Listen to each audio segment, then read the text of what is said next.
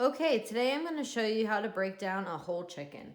Now, this is certainly an essential skill if you are homesteading or live on a small farm and raise your own meat, but it's also equally important even if you buy your chicken from the store or from a local farmer.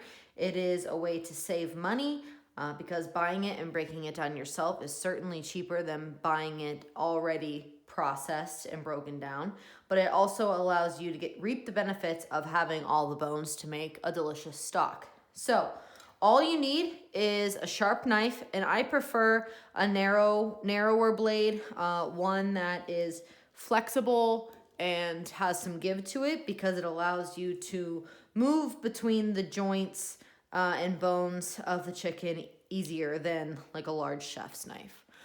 Also, just want to point out, I am not a chef. I am not trained in any way, shape, or form professionally how to do this.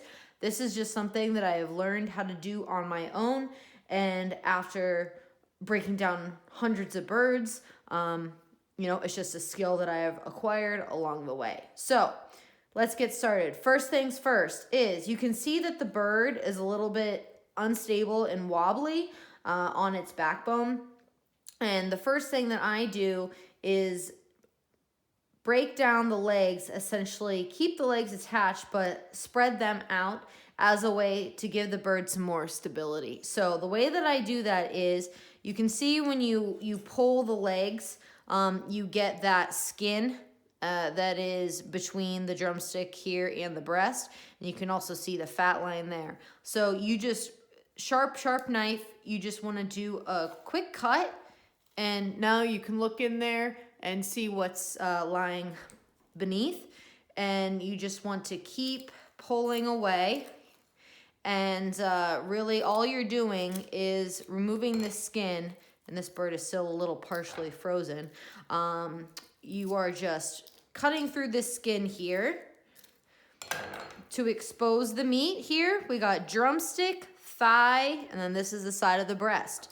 So just keep following, and that's the one thing that is really, that's all there is to breaking down his chicken, is it's all about following your fat lines. It's like, painting by numbers or something. Follow the fat line, and it'll tell you where to go. So now that I have the skin here cut, what you want to do is you want to pop, essentially, its hip joint out of its socket.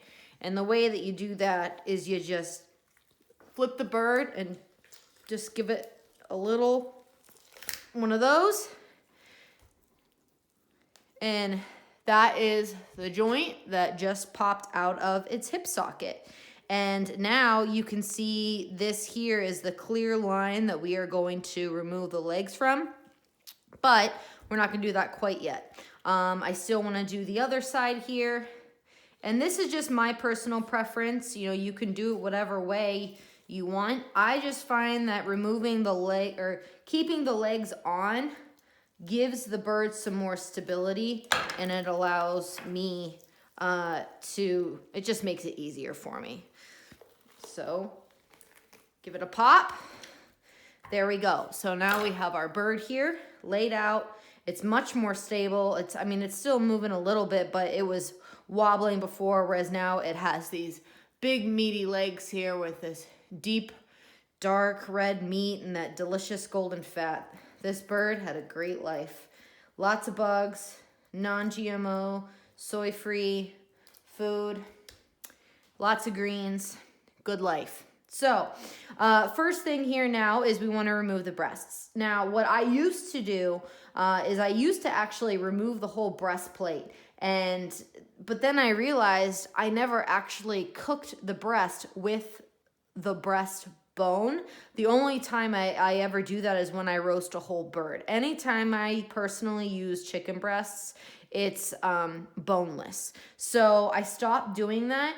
Now I leave the breastplate onto the carcass, which adds just a different dimension to the chicken stock when I create that. So what I do here is I want to make sure that my skin is nice and tight before I make a cut, because I want nice even skin on my chicken breast. If it's all kind of screwed up and you don't really straighten it out and you start cutting, well, then you could end up with like all of your skin over on one breast, not on the other.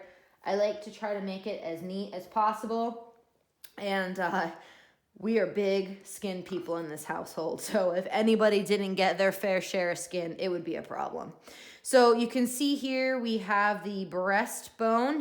You can see that there's a line right there. And basically what you want to do is you're just going to pick a side. You have to do both, so you got to start somewhere. So I'm just going to start working here. Very long, very easy, shallow cuts. I'm just trying to break through that skin nicely and create a nice line. And I am on the left side here of the breastbone. So there's the breastplate right there. That's the sternum. So now that I have broken through, and another thing, I'm going to probably say this 1,000 times as I do this, sharp knife, and don't just start going to town. When you're new to it, I mean, once you're more experienced, you can really whip through a bird in no time. But when you're learning, you just want to do very shallow cuts and let the knife do the cutting for you. If you're having to really saw, your knife is not sharp enough. So sharp knife is essential. So now with the chicken breast, it's not a straight down movement here. It actually, you go down and then it kind of curves and follows. So the way that I personally do it, and this is probably going to feel a little awkward because I'm trying to make sure that I'm situated under the camera so that you can see. So what you want to do is you're just going to do some very sharp or very shallow cuts and scraping along the edge of that breastplate. Now, what you certainly don't want to do is leave a whole bunch of meat on your breastplate. That would be very sad. But I can promise you, the first time you do this, you're going to. The first few times, I'm pretty sure that I had more meat on the bird than I had off of the bird. So it's okay. Everybody learns. It takes time. So what you want to do, and this is what I do, is I make just very shallow cuts, but I also feel with my thumb. Like I actually get, obviously not in front of the knife, but I feel in there and I try to kind of pull away the meat as I scrape my knife along the bone. So then that also just gives you a better view of what it is that you are cutting. And you can see here, that's your breastplate. Okay, so just keep going. And then now you have your little, you can see like your ribs here. And now you have this gap. So what I do is I just give her a cut right there. This is some excessive weirdness there. And then so once you have here, then this is another fat line that you're going to want to follow. So right along there, and it's probably easier if I can show you from the inside here, but that's going to be where you're cutting, is right there, and that follows that fat line perfectly. So you just keep making your shallow cuts, pulling as you go, and you're just gonna feel it pull away. And now I'm up to where it's meeting the wing. So I just give her a cut.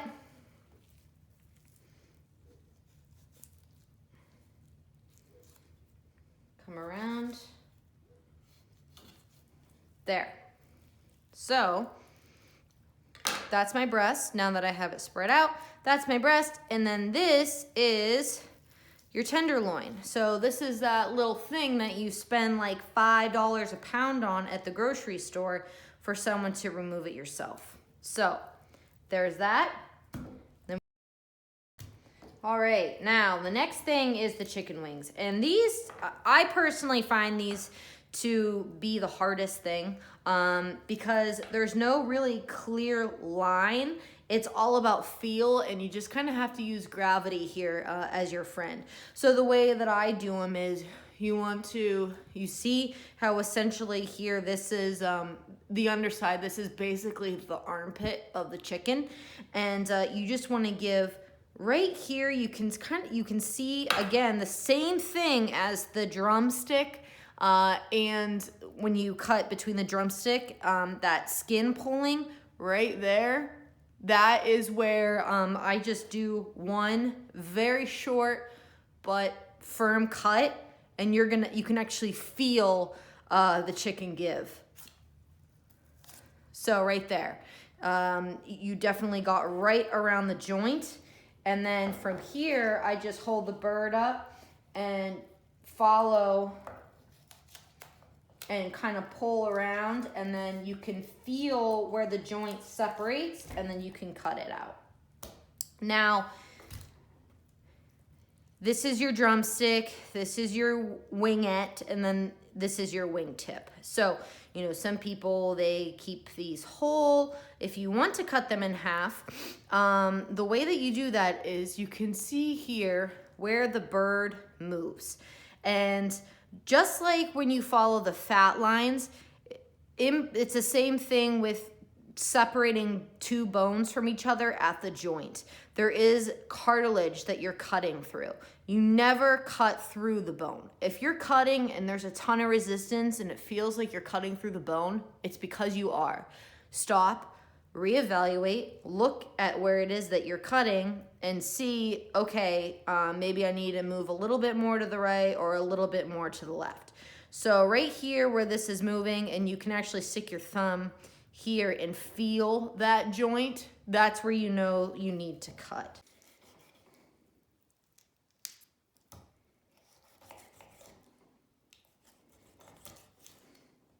So right there, right in between the bones.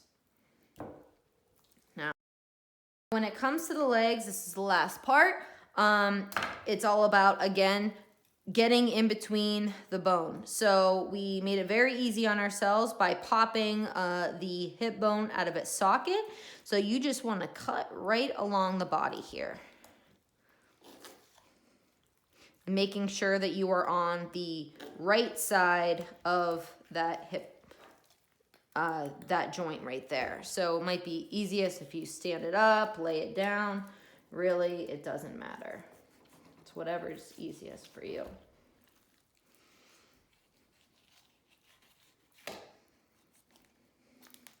So there's your thigh, there's your drumstick. Now, sometimes I leave the legs whole, sometimes I separate them. So when you do want to separate them, all you do, again, follow the fat line. There's this line right here in between the drumstick and in between the thigh. And that is where you want to cut.